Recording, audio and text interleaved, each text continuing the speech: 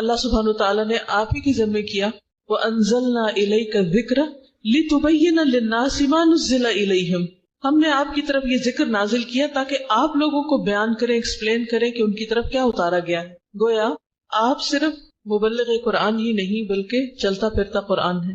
آپ نے صرف الفاظ سے نہیں تفسیر کی، جیسے آج کل عام مفسروں کا انداز کیا ہوتا ہے کہ وہ آتے ہیں کلاس روم میں پڑھا کے چلے جاتے ہیں، بات ختم، اور بعض لوگوں نے تو استاد کو دیکھا بھی نہیں ہوتا. لیکن نبی صلی اللہ علیہ وسلم نے اس قسم کی تفسیر نہیں کی تھی. آپ نے لوگوں کو تعلیم بھی دی، وَيُعَلِّمُهُمُ الْكِتَابَ وَالْحِكْمَةَ، اور اس کے ساتھ ساتھ آپ لوگوں کے بیچ میں رہے اور ایک عملی نمونہ ان کو بن کے دکھایا. حضرت عائشہ رضی اللہ تعالیٰ عنہا سے آپ کے بارے میں جب پوچھا گیا کہ آپ کا اخلاق کیسا تھا تو فرمایا کان خلقہ القرآن، آپ کا اخلاق قرآن تھا، یعنی چلتا پھرتا قرآن. تو گویا آپ نے قرآن کی قولی یا لفظی تفسیر بھی کی اور عملی تفسیر بھی کی، عمل کر کے دکھایا، عملی نمونہ بتایا کہ کرنا کیا ہے، کیسے کرنا ہے.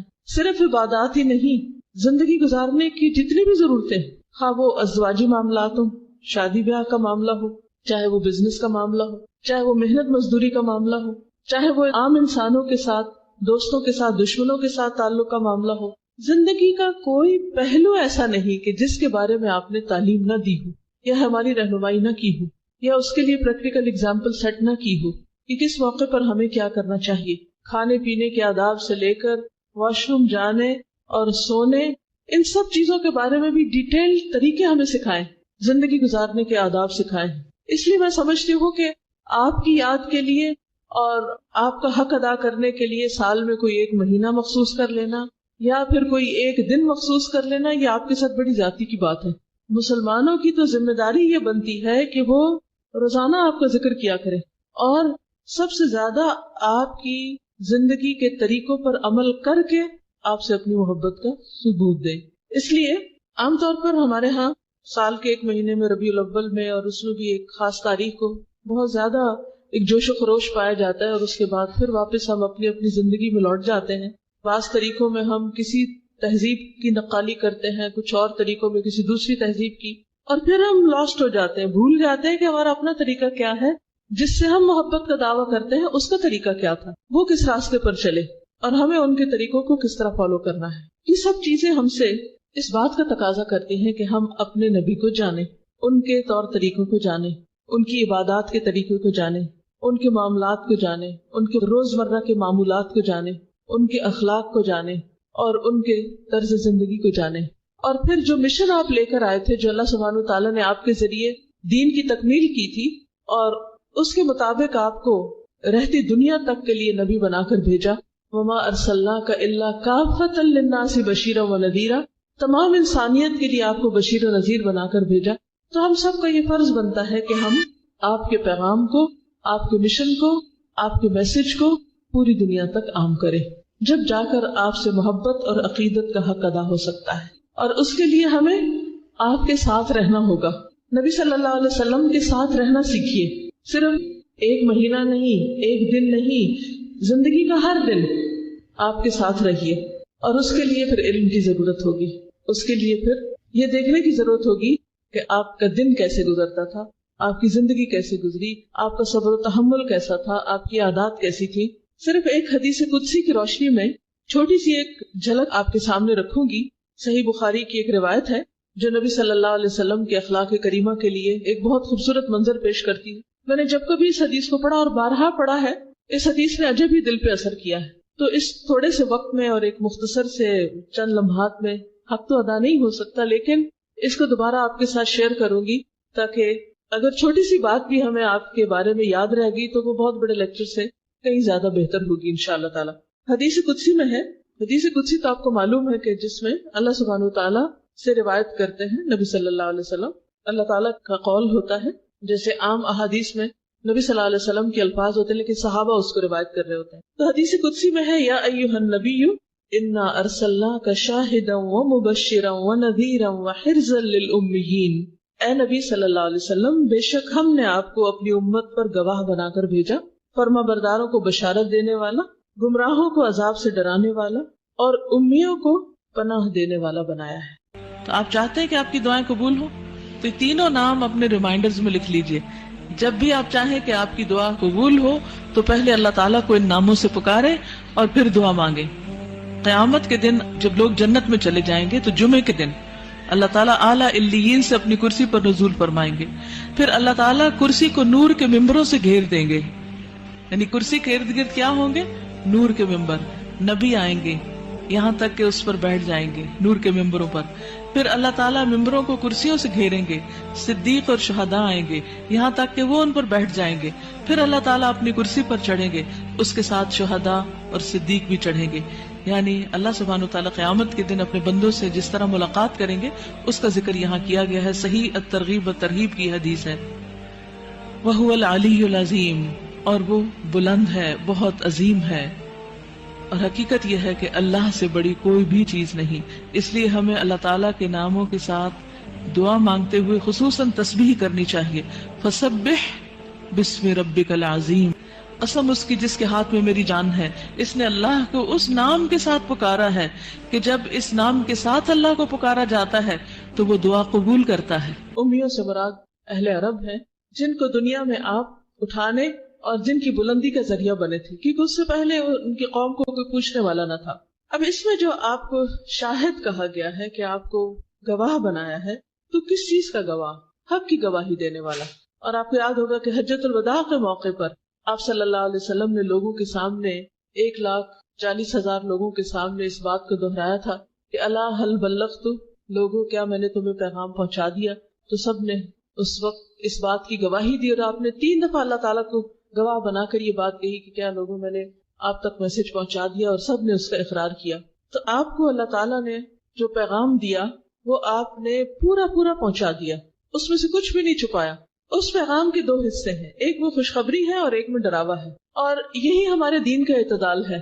آپ نے لوگوں کو صرف خوشخبری نہیں دی, لوگوں کو غلط کاموں پر خبردار بھی کیا, ان کو ڈرایا بھی, کیونکہ انسان کی نفسیات ایسی ہے, اور اللہ سبحانہ وتعالیٰ نے بنے, اور اللہ ہم کو زیادہ بہتر جانتا ہے. انسان کی نفسیات ایسی ہے کہ کچھ کام وہ خوشخبری کے شوق میں کرتا ہے اور کچھ کام ڈر کے کرتا ہے. مثلا آپ اگر بچوں کو ہی دیکھیں تو سارا دن اگر آپ ان کو صرف یہ کہیں کہ آپ یہ کر لیں تو آپ کو یہ ملے گا, تو ایک تھوڑے سے لیول پہ جا کے ان کا موٹیویشنل لیول ختم ہو جائے گا. اس کے بعد ان کو آپ کی جو خوشخبری والی باتیں زیادہ اثر نہیں کریں گی. یہاں سے شروع ہو جاتا ہے کہ پھر آپ ان کے ساتھ دوسرا رخ بھی اختیار کریں کہ اگر آپ نے یہ نہ کیا تو آپ کی کیا سزا ہے. یہ انسانی نفسیات ہیں. تو کچھ چیزیں وہ ڈر کے مارے کرتے ہیں اور کچھ خوشی یعنی کچھ خوشخبری کے طور پر ان کو چیز ملے. تو اللہ سبحانہ و تعالیٰ نے آپ کو جو پیغام دے کے بھیجا وہ بہت ہی پرفیکٹ پیغام تھا, اور انسانوں کی نفسیات کے عین مطابق اور انسانوں کی ضرورت کے عین مطابق, جس سے لوگوں کی بہترین تربیت ہوئی. اور امیین کو یعنی ایسی قوم کو کچھ بالکل ان پڑھ تھی, یعنی حیرت کی بات ہے, بکریاں چرانے والے, اونٹ چرانے والے, علم سے کوسوں دور, ایسے لوگوں کو آپ نے اتنی زبردست تربیت دی, ایسی زبردست تعلیم دی. اور وہ کوئی بچپن سے اسکول نہیں آپ نے وہاں کھولا تھا کہ جہاں سے تربیت شروع ہوئی تھی. صحابہ کرام کچھ جوان تھے, کچھ میچور تھے, کچھ بڑی عمر کے تھے, ہر ایج کے لوگ تھے, عورتیں بھی تھیں, بچے بھی تھے, سبھی شریک تھے اس میں. لیکن آپ نے اپنے اخلاق اور اپنے عمل کے ذریعے اور اپنی تعلیم کے ذریعے, تربیت کے ذریعے ان کے اندر وہ جذبہ بھر دیا تھا کہ آپ کے بعد وہ آپ کے پیغام کو لے کے دنیا بھر میں پھیل گئے. اور آج آپ دنیا کے کسی کونے میں بھی جائیں وہاں آپ کو ان کے آثار ملیں گے کہ کس طرح مختلف صحابہ اور تابعین جو تھے, جن میں بعض اوقات عورتیں بھی شامل تھیں, آپ کے میسج کو دنیا بھر میں لے جانے کے لیے انہوں نے کیسی کیسی قربانیاں دی, کتنی محنت کی, جس کے ذریعے پیغام آگے تک پہنچا. آپ دیکھیے کہ بہت سی جگہوں پر تو جنگ کے ذریعے بھی مسلمان پہنچے, اور بہت سی جگہ ایسی تھی کہ جہاں صرف تجارت کے ذریعے اسلام پھیلا. لیکن ہر ایک نے اپنے ذمے لازم کر رکھا تھا کہ وہ اللہ کا پیغام آگے ضرور پہنچائے گا. اگر آج بھی مسلمان وہ کہیں بھی جائیں دنیا میں, وہ اپنی جاب کرنے کے لیے جائیں, وہ اپنا بزنس کرنے کے لیے جائیں, وہ کسی سفر پہ جائیں, کسی سفارتی تعلقات کے لیے جائیں, کسی بھی مقصد کے لیے جائیں, دنیا کے کسی بھی حصے میں جائیں, اگر وہ بحیثیت مسلمان اپنی ذمہ داری سمجھتے ہوئے اس میسج کو بھی ساتھ لے جائیں کہ ہمیں لوگوں تک اللہ کی بات پہنچانی ہے, لوگوں تک اللہ کا پیغام پہنچانا ہے, تو آپ دیکھیے کہ تبھی ہم یہ حق رکھتے ہیں کہ فخر کریں کہ ہم آپ کی امت میں سے. اللہ نے دنیا بندوں کے لیے مسخر کی. مومن جو ہے وہ کسی مشرق و مغرب, وہ زمین کے کسی خاص حصے کا واسی نہیں ہوتا, وہ جہاں بھی چاہتا وہ زمین اس کا گھر ہوتی, وہ اس کے لیے وفادار ہوتا ہے. صحابہ کرام میں سے بہت سی صحابہ کی قبریں آپ دیکھیں گے, کوئی دمشق میں دفن ہے, کوئی ترکی میں دفن ہے, کوئی کہیں پر دفن ہے.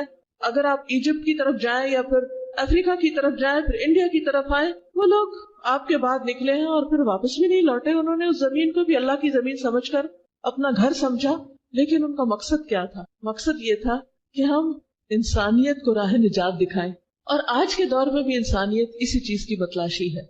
लेकिन ये उस वक्त हो सकता है जब हमें पूरा कॉन्फिडेंस हो कि जो कुछ आप लाए हैं वही कामिल है, वही मुकम्मल है, वही जरूरत, और वो आज भी उसी तरह फायदेमंद है जिस तरह उम्मीयीन के लिए, अनपढ़ लोगों के लिए था।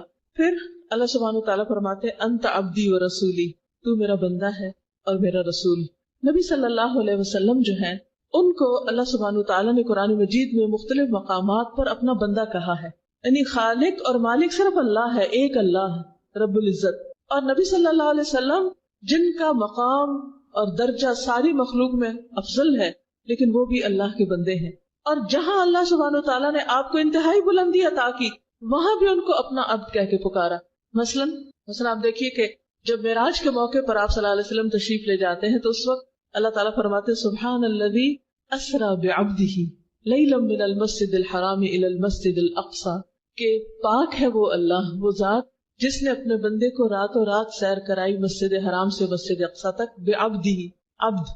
हालांकि उसके बाद आपको आसमानों तक ले जाया गया, 7वें आसमान तक पहुंचाया गया, वहां तक गए जहाँ जिब्रील भी नहीं गए, लेकिन किस हैसियत में गए?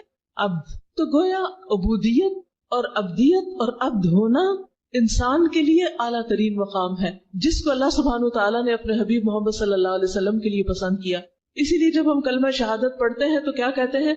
अशहदु अल्ला इलाहा इल्लल्लाह व अशहदु अन्न मुहम्मदन अब्दुहु व रसूलुहु, कि मैं गवाही देता हूँ कि अल्लाह के सिवा कोई माबूद नहीं, और ये कि मोहम्मद सल्लल्लाहु अलैहि वसल्लम अल्लाह के अब्द हैं और उसके रसूल हैं।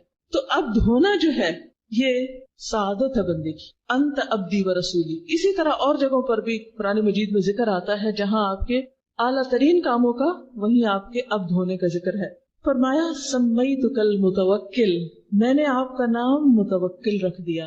यानी आपके नाम हैं, आपके बहुत से नाम हैं, जिनमें से एक नाम अल मुतवक्किल है, तवक्कुल करने वाला। अब देखिए कि नबी सल्लल्लाहु अलैहि वसल्लम को अल्लाह ताला ने कैसी बुलंदी अता की और अपना खलील बनाया। याद रखिए कि खलील का दर्जा जो है वो हबीब से भी ज्यादा है। हम आमतौर पे कहते हैं कि नबी सल्लल्लाहु अलैहि वसल्लम अल्लाह के हबीब हैं, अल्लाह के महबूब हैं। ठीक है, वो भी हैं, लेकिन मोहब्बत के ऊपर एक और दर्जा होता है मोहब्बत का, और वह खुल्लत का दर्जा। जैसे इब्राहिम अलैहिस्सलाम को अल्लाह सुब्हानहू तआला ने खलील अल्लाह का लक़ब दिया, वत्तख़ज़ल्लाहु इब्राहीम खलीला।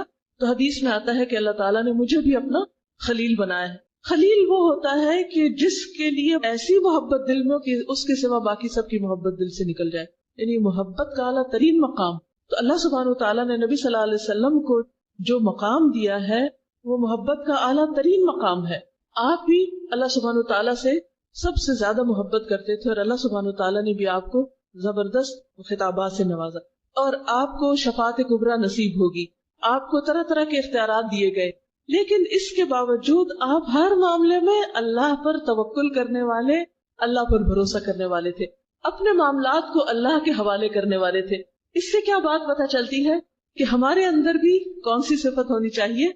तवक्कुल करने की। हालात कितने भी मुश्किल हो, कितने भी तारीख हो, कैसी भी मुश्किलात हो, लेकिन तवक्कुल एक ऐसी कैफियत का नाम है कि जिसके बाद इंसान के अंदर से हर तरह का खौफ और परेशानी, दुख, दर्द, तकलीफें सब चली जाती हैं, क्योंकि वो अपने सारे मामलात अल्लाह के सुपुर्द कर देता है।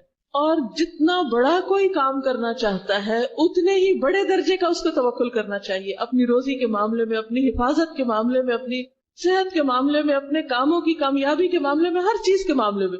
क्योंकि जब तक तवक्कुल नहीं होता उस वक्त तक कुछ किया नहीं जा सकता।